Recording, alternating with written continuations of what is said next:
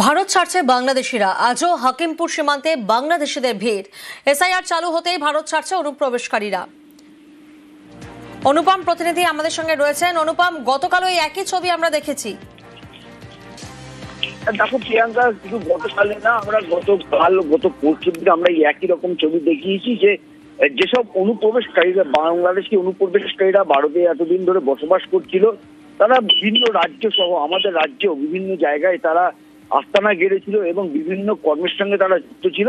SIR চালু হওয়ার পরেই যেহেতু তাদের 2002 সালের লিস্টে নাম নেই, প্রচুর মানুষের তাদের কোনো রকম ডকুমেন্টস নেই এবং ধরপাকড় হচ্ছে, সেই জন্য তারা সবাই বাংলাদেশে যাওয়ার জন্য তাদের হিড়িক লেগে গেছে, এক কথায় বলা যেতে পারে।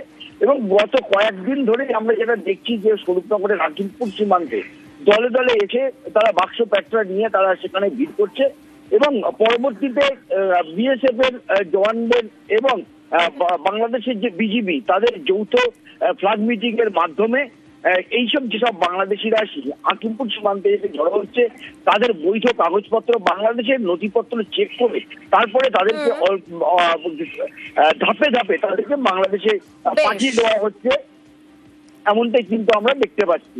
বেশ, ধন্যবাদ অনুপম। হ্যাঁ, আর বাংলাদেশের বাড়ি কোথায়? বাংলাদেশের বাড়ি সাতক্ষীরা। কতদিন আগে এসেছেন? 4 বছর আগে। চলে যাচ্ছেন কেন?